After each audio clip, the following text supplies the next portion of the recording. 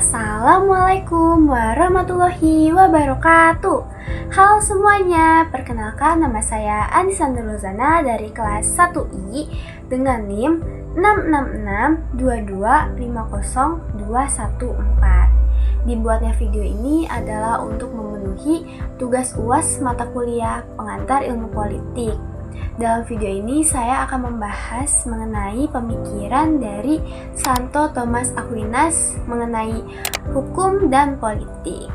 Jadi langsung saja ke materinya ya. Pertama kita harus kenal dulu nih, siapa sih Santo Thomas Aquinas? Jadi Santo Thomas Aquinas atau yang biasa dipanggil Aquinas adalah pemikir politik Kristen yang penting di abad pertengahan akhir. Ia lahir di dekat Naples, Italia pada sekitar tahun 1225 dan meninggal pada tahun 1274. Aquinas ini memiliki tujuan yaitu menggabungkan dua pemikiran dari Agustianisme dan Aristoteles. Pemikiran Agustinus ini adalah keselamatan jiwa adalah yang terpenting. Kerajaan keadilan sejati bukanlah di dunia ini. Sedangkan menurut Aristoteles, manusia pada dasarnya adalah hewan politik yang menyadari dirinya dalam komunitas politik. Nah, dalam karya besarnya di Summa Theologica pada bagian Treatise on Law, Aquinas ini berupaya membedakan peran positif dalam dunia orang berdosa dan mencari cara agar filosofi dan iman dapat saling mendukung. Lalu kita beralih nih ke definisi hukum. Menurut Aquinas, hukum adalah pedoman atau standar untuk berperilaku yang mengarahkan seseorang tentang apa yang harus dilakukan atau apa yang harus dihindari.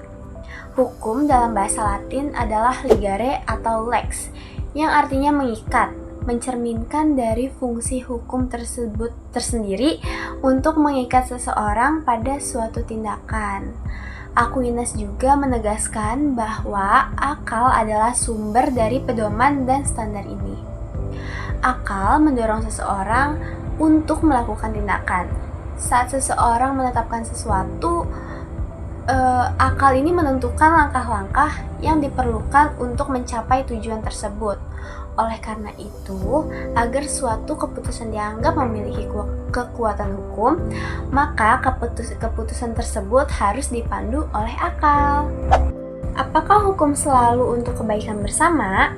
Aquinas mengungkapkan bahwa dalam suatu sistem, setiap bagian berfungsi dan diatur demi kepentingan sistem secara keseluruhan.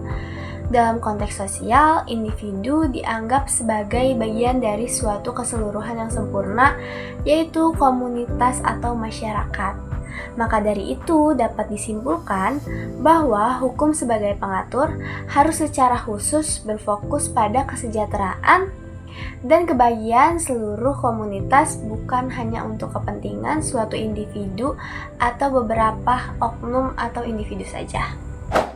Apakah seseorang bisa membuat hukum? Seperti yang sudah disebutkan sebelumnya, bahwa hukum dibuat untuk mengatur dan mengarahkan kebaikan bersama. Maka, satu orang saja tidak dapat membuat hukum.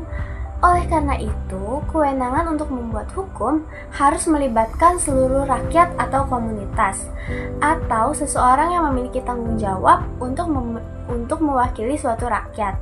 Contohnya penguasa publik atau legislator.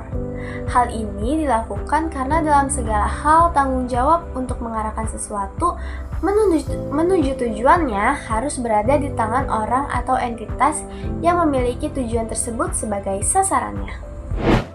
Apakah hukum perlu diumumkan? Tentu saja perlu ya, agar suatu ketetapan dapat mengikat pada orang-orang yang akan mengikuti aturan tersebut. Dari pembahasan esensi hukum, Aquinas menarik kesimpulan bahwa hukum adalah suatu ketetapan akal untuk kebaikan bersama yang diumumkan oleh orang yang bertanggung jawab atas komunitas tersebut atau yang bisa kita sebut negara. Sekarang kita masuk ke materi jenis-jenis hukum. Pada dasarnya ada 4 tingkatan hukum. Yang paling mendasar itu ada hukum abadi atau lex aeterna, yaitu rencana atau akal pikiran Tuhan yang mengatur seluruh alam semesta. Hukum ini tidak terbatas oleh waktu. Kemudian kita sebagai manusia berpartisipasi dalam hukum abadi ini melalui hukum kodrat atau lex naturalis, yaitu naluri atau akal sehat yang ditanamkan dalam diri kita yang secara otomatis mengarahkan kita untuk mencari kebaikan dan kebenaran. Selanjutnya atau yang ketiga yaitu ada hukum untuk mengatur kehidupan bermasyarakat sehari-hari. Itu kita menciptakan hukum manusia atau lex humana. Hukum ini adalah aturan spesifik seperti undang-undang yang dibuat oleh pemerintah yang intinya mengambil prinsip-prinsip umum dari hukum kodrat dan menjadikannya lebih rinci. Jenis hukum yang terakhir yaitu ada hukum ilahi atau lex divina, yaitu hukum yang diwahyukan secara langsung oleh Tuhan melalui kitab suci. Hukum ini sangat penting karena hukum manusia dan hukum kodrat saja itu tidak cukup. Hukum ilahi memberikan panduan yang sempurna dan pasti, tidak bisa salah. Untuk mencapai kebahagiaan abadi, mengatur tidak hanya tindakan luar kita, tetapi juga niat dan motif batiniah kita. Apakah hukum dapat membuat manusia menjadi lebih baik? Tergantung pada niat legislator ya. Jika legislator membuat hukum dengan berfokus untuk kebaikan bersama, maka hukum dapat membuat manusia menjadi lebih baik. Tapi jika legislator membuat hukum untuk kepentingan pribadi, maka hukum yang dihasilkan bukanlah hukum yang sah dan mutlak, melainkan penyimpangan dari hukum atau yang bisa kita sebut hukum tirani. Meskipun begitu, hukum tirani ini masih memiliki aspek hukum karena menuntut ketaatan rakyat pada penguasa. Namun hukum ini tentu saja tidak bisa membuat manusia menjadi lebih baik ya, karena hanya beberapa orang atau kelompok saja yang diuntungkan. Meskipun secara alami manusia ini memiliki potensi untuk mencapai kebaikan, tapi manusia juga membutuhkan disiplin untuk benar-benar mencapainya. Maka dari itu, hukum manusia dibuat untuk menahan orang-orang yang ingin berbuat jahat dengan paksaan dan rasa takut terhadap hukuman, serta untuk mewujudkan kebiasaan baik. Manusia tanpa hukum dan keadilan akan menjadi lebih buruk daripada hewan, karena manusia menggunakan akal mereka untuk memuaskan nafsu jahat. Hukum manusia tidak harus menekan semua kejahatan. Hukum manusia hanya dibuat untuk mayoritas atau masyarakat umum yang sebagian besar terdiri dari orang-orang yang belum sempurna dalam kebaikan. Oleh karena itu, hukum manusia tidak melarang setiap kejahatan yang dihindari oleh orang-orang yang berbudi luhur. Hanya melarang kejahatan yang paling serius dan secara khusus hanya melarang kejahatan yang membahayakan orang lain dan diperlukan untuk keberlangsungan hidup masyarakat. Hukum tidak harus ditaati apabila tidak adil. Ada dua jenis ketidakadilan. Yang pertama yaitu hukum yang tidak adil terhadap kebaikan manusia. Hukum ini menjadi tidak adil jika tujuannya bermasalah, wewenangnya bermasalah, dan bentuknya bermasalah. Terus yang kedua ada hukum yang tidak adil terhadap kebaikan ilahi. Misalnya, hukum yang memerintahkan seseorang untuk menyembah berhala. Hukum ini tidak boleh ditaati karena manusia harus mengutamakan taat kepada Tuhan daripada taat kepada manusia. Hukum memiliki dua fungsi, yaitu fungsi sebagai pengarah dan sebagai pemaksa. Penguasa tunduk pada fungsi pengarah karena mereka terikat pada hukum secara moral dan akal. Mereka harus melaksanakan hukum, namun bukan secara paksaan. Mereka wajib menjalankan hukum dengan kebaikan di hadapan kebaikan Tuhan. Penguasa berada di atas fungsi pemaksa karena mereka tidak dapat dijatuhkan hukuman oleh hukum yang mereka buat sendiri.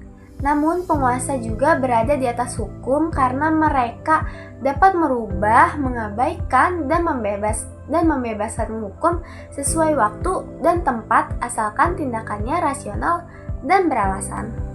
Kemudian dari pemikiran Aquinas tadi, kita dapat kaitkan nih dengan kondisi di Indonesia saat ini, yaitu contohnya terkait Mahkamah Konstitusi yang mengabulkan syarat calon presiden dan wakil presiden atau capres-cawapres berusia paling rendah 40 tahun atau berpengalaman sebagai kepala daerah.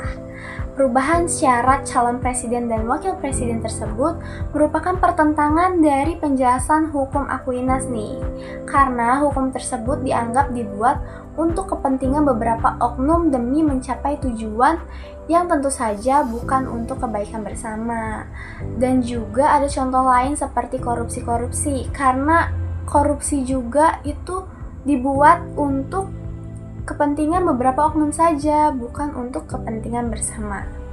Sekian video penjelasan pemikiran Thomas Aquinas mengenai hukum dan politik dari saya. Semoga bermanfaat untuk kalian. Wassalamualaikum warahmatullahi wabarakatuh.